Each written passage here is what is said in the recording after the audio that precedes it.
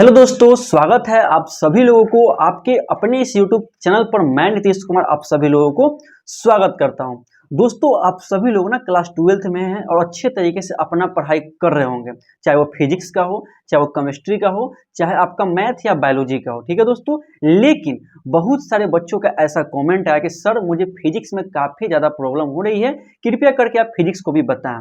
ठीक है दोस्तों, तो कोई बात नहीं है, आपकी समस्या यानी कि मेरी समस्या, मैं अब से आपको फिजिक्स बताऊंगा, यानी कि पूरे फिजिक्स का ऑल टू ऑल टॉपिक को मैं इस चैनल पर बताने का प्रयास करूंगा। ठीक है दोस्तों, और ये भी मैं बताऊंगा कि आईआईटी और नीट के लिए कौन सा टॉपिक इंपॉर्टेंट पड़ेगा, या बोले तो आपको बिहार बोर्ड के लिए कौन इंपॉर्टेंट पड़ेगा, या डिफेंस के लिए कौन कौन सा टॉपिक इंपॉर्टेंट पड़ेगा। यानी कि पूरे टॉपिक को मैं अच्छे तरीके से कवर करने का प्रयास करूंगा।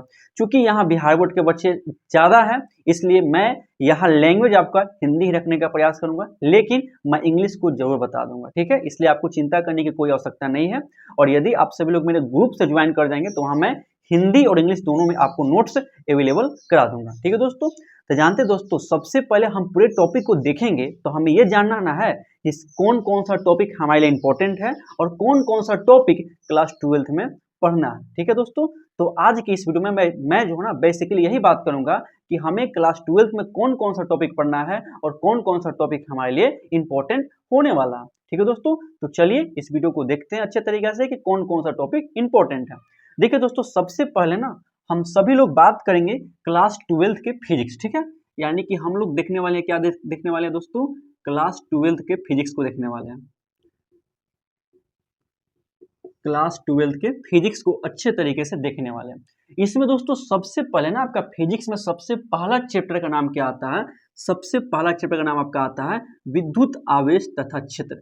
इसको ध्यान दीजिएगा, विद्युत आवेश यानी कि इलेक्ट्रिक चार्ज एंड फील्ड, विद्युत आवेश एवं क्षेत्र के विषय में बात करेगा। बहुत ही अच्छा सा चैप्टर है, बहुत ही प्यारा चैप्टर है। इसमें आपको लॉन्ग टाइप क्वेश्चन बहुत ज्यादा देखने को मिल जाएगा। लॉन्ग टाइप करने का मतलब होता है कि जो 5 नंबर का क्वेश्चन होता है ना, यहाँ देखने को ज्यादा देखने को मिल जाएगा। ठीक है, यहाँ से लगभग 4 या 5 आपको लॉन्ग क्वेश्चन देखने को मिलेगा और 2 नंबर के पॉइंट ऑफ व्यू से इंपॉर्टेंट है।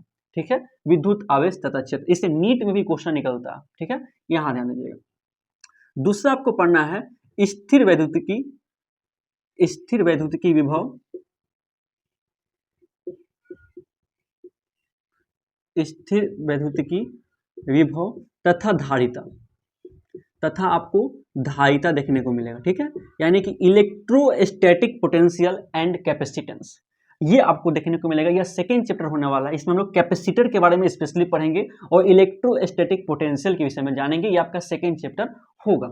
तीसरा चैप्टर आपका क्या होगा, तीसरा चैप्टर की मैं बात करूं तो आपका होगा विद्युत धारा यानी कि इलेक्ट्रिक करंट। ये चैप्टर इंपॉर्टेंट आपके लिए होने वाला है न्यूमेरिकल के पॉइंट ऑफ व्यू से, क्योंकि इससे बहुत ज़्यादा जो होता है, जैसे कि किरचॉफ रूल से अच्छा खासा न्यूमेरिकल निकल जाता है। इसमें जैसे कि बहुत सर्किट बना करके रंग बिरंग का क्वेश्चन निकलता है।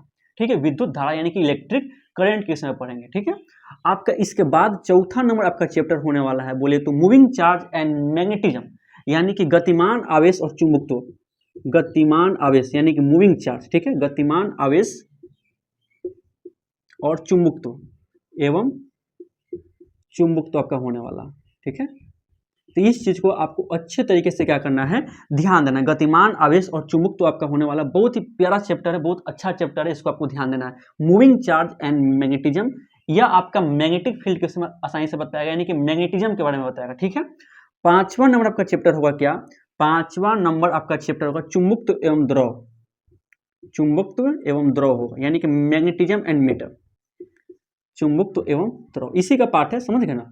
जो 4 नंबर का है ना, 4 नंबर जो आपका चैप्टर बता रहा है गतिमान आवेश और चुंबकत्व एवं द्रव, दोनों चैप्टर एक दूसरे से रिलेटेड है, यानी कि संबंधित है। ठीक है, जैसे कि 1, 2, 3 ये तीनों चैप्टर एक दूसरे से संबंधित हैं, उसी प्रकार से गतिमान आवेश एवं चुंबकत्व तथा चुंबकत्व एवं द्रव जो है दोनों एक दूसरे से रिलेटेड है। हाँ दोस्तों, एक चीज और ध्यान दीजिएगा, यदि आपको न्यूमेरिकल अच्छे से सॉल्व करना है ना, तो इंग्लिश जो हम वर्ड बोलेंगे उस पर ध्यान दीजिएगा। अभी तो यहाँ कम लिखवा रहे हैं, लेकिन जब मैं चैप्टर बताऊंगा ना, वह अच्छे से आपको इंग्लिश में भी कन्वर्ट करके बताऊंगा, इसलिए आपको वहाँ चिंता करने की आवश्यकता नहीं है। न्यूमेरिकल को अच्छे से सॉल्व करना है ना, तो आपको इंग्लिश लैंग्वेज पर थोड़ा कमांड करना पड़ेगा, लेकिन चिंता नहीं करिए, मैं बताऊंगा तो आपको न्यूमेरिकल में कोई प्रॉब्लम होगा नहीं। ठीक है, इसलिए आप बिंदास रहिए।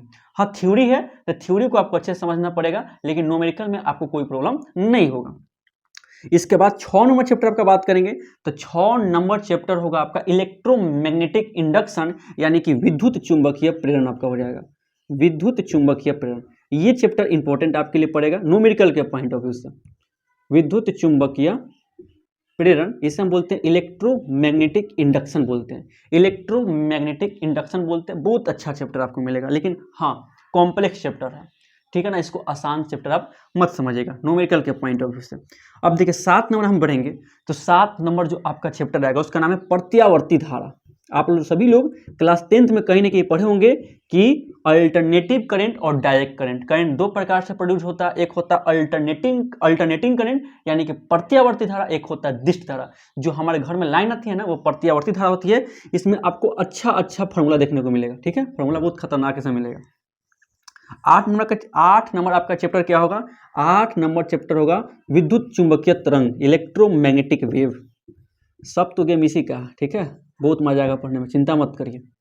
विद्युत चुंबकीय तरंग यानी कि इलेक्ट्रोमैग्नेटिक वेव, ये 8 चैप्टर ना आपको फर्स्ट किताब में देखने को अच्छे तरीके से मिल जाएगा, ठीक है। 8 चैप्टर यानी कि विद्युत आवेश तथा क्षेत्र, इलेक्ट्रिक चार्ज एंड फील्ड हो गया, इलेक्ट्रोस्टैटिक पोटेंशियल तथा कैपेसिटेंस हो गया यानी कि स्थिर वैद्युतिकी विभव तथा धारिता हो गया, करंट इलेक्ट्रिसिटी यानी कि विद्युत धारा हो गया, गतिमान आवेश और चुंबकत्व यानी कि electric moving charge and magnetism हो गया, या मैग्नेटिज्म एंड मैटर हो गया, चुंबकत्व तथा द्रव हो गया, विद्युत चुंबकीय प्रेरण यानी कि इलेक्ट्रोमैग्नेटिक इंडक्शन हो गया, या अल्टरनेटिव करंट हो गया, या विद्युत चुंबकीय धारा, विद्युत चुंबकीय तरंग यानी कि इलेक्ट्रोमैग्नेटिक वेव हो गया। ये आपको फर्स्ट किताब में देखने को मिलेगा, ठीक है। ये 8 चैप्टर आपको फर्स्ट किताब में देखने को मिलेगा। बहुत ही अच्छा इसमें क्वेश्चन निकलता है न्यूमेरिकल। लेकिन बोर्ड के पॉइंट ऑफ व्यू से यदि चलते हैं, बिहार बोर्ड के पॉइंट ऑफ व्यू से या किसी भी बोर्ड के पॉइंट ऑफ व्यू से, तो आपका सेकंड किताब बहुत ज़्यादा इंपॉर्टेंट हो जाएगा, क्योंकि सेकंड किताब में हमें बेसिकली ऑप्टिक्स पढ़ना है एंड मॉडर्न फिजिक्स पढ़ना है। ऑप्टिक्स समझ रहे हैं ना? ऑप्टिक्स करने का मतलब क्या होता है कि हम सभी लोग प्रकाश के बारे में अच्छे से जानेंगे कि प्रकाश का प्रवर्तन क्या होता है, अपवर्तन क्या होता है, माइक्रोस्कोप क्या होता है, टेलीस्कोप क्या होता है, इस सब विषय में जानेंगे, ठीक है। तो सबसे पहले आपका 9 नंबर चैप्टर यानी कि आपका सेकंड किताब में चल गया दोस्तों। कहाँ चला गया? सेकंड किताब में आपका चला गया। और सेकंड किताब में आपका क्या आ जाएगा? सबसे पहला आपका आएगा किरण प्रकाशिकी। 9 नंबर चैप्टर क्या आ जाएगा? किरण प्रकाशिकी, किरण प्रकाशिकी यानी कि रे ऑप्टिक्स हो गया, एवं प्रकाशीय यंत्र, एवं आपका हो जाएगा प्रकाशीय यंत्र, प्रकाशीय यंत्र, ये आपको पढ़ने को मिलेगा। किरण प्रकाशिकी एवं प्रकाशीय यंत्र करने का मतलब है कि ray optics and optical instrument आपको देखने को मिलेगा, ठीक है। ये आपका 9 चैप्टर होने वाला है, काफी इंपॉर्टेंट चैप्टर होगा। ऑप्टिक्स का सबसे इंपॉर्टेंट चैप्टर आपका होने वाला है। फिर 10 नंबर बात करेंगे तो आपका हो जाएगा ऑप्टिकल वेव हो जाएगा, यानी कहने का मतलब है तरंग प्रकाशिकी यानी कि रे वेव ऑप्टिक्स, तरंग प्रकाशिकी, वेव ऑप्टिक्स, तरंग प्रकाशिकी करने का मतलब क्या आपका हो जाएगा? तरंग प्रकाशिकी यानी कि वेव ऑप्टिक्स आपको यहाँ देखने को मिलेगा।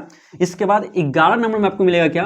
Double nature of matter and radiation, ठीक है। मैटर एंड रेडिएशन का डबल नेचर यानी कि द्रव, विकिरण, विकिरण लिखते हैं पहले, विकिरण तथा द्रव की द्वैत प्रकृति, द्रव की द्वैत, द्वैत यानी करने का मतलब है डबल, ठीक है। और नेचर करने का मतलब क्या होता है? प्रकृति, यानी कि double nature of radiation and matter को देखने वाले, अच्छे तरीके से इसको देखेंगे, ठीक है। इसके बाद 12 नंबर आपका चैप्टर होने वाला है एटम्स। ये मॉडर्न फिजिक्स का पार्ट पड़ जाएगा। एटम्स बोले तो परमाणु, ठीक है, एटम्स हो गया। 13 नंबर आपका चैप्टर होने वाला है न्यूक्ली, न्यूक्ली बोले तो नाभिक। और लास्ट चैप्टर आपका 14 होने वाला है सेमीकंडक्टर, सेमीकंडक्टर यानी कि अर्धचालक यंत्र के विषय में जानेंगे, सेमीकंडक्टर, सेमीकंडक्टर इंस्ट्रूमेंट के विषय में जानेंगे। ये बहुत ही आसान चैप्टर आपको होने वाला है। सेमीकंडक्टर इलेक्ट्रॉनिक्स के विषय में जानेंगे। ये आपका 14 नंबर चैप्टर होने वाला है, ठीक है। यानी कि इस प्रकार से 14 चैप्टर आपके लिए काफी ज्यादा इंपॉर्टेंट होगा।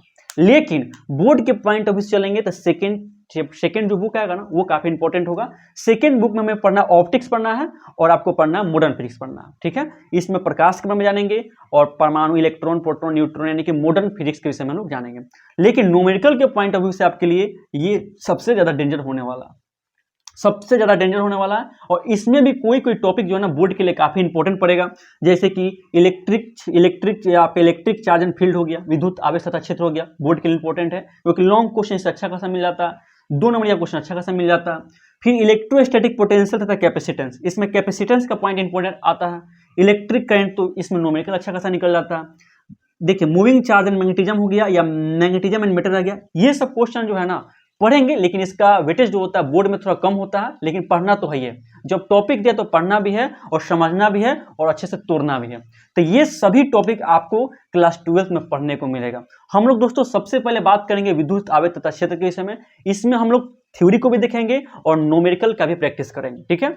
और तो जानते हैं सबके जितना भी फिजिक्स आप पढ़ेंगे, जितना टॉपिक पढ़ेंगे, सबके फॉर्मूला का मैं स्पेशल वीडियो लाऊंगा, ताकि आपको एग्जाम में कोई दिक्कत ना हो, बोर्ड में आपका कोई भी प्रॉब्लम होना ही नहीं चाहिए।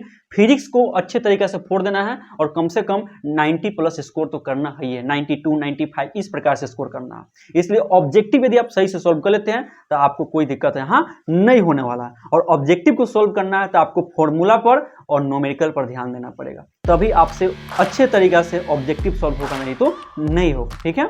तो चलिए दोस्तों, आज के इस वीडियो में मैंने बात किया कि फिजिक्स यानी कि क्लास 12 के फिजिक्स में हमें कौन कौन सा टॉपिक पढ़ना है, तो देख लिए। अब हम लोग सबसे पहले इसका चैप्टर नंबर 1 से स्टार्ट करेंगे, जिसका नाम क्या होने वाला है, विद्युतीय आवेश तथा क्षेत्र यानी कि इलेक्ट्रिक चार्ज एंड फील्ड। ठीक है दोस्तों, मिलते हैं नेक्स्ट वीडियो में इलेक्ट्रिक चार्ज एंड फील्ड के साथ।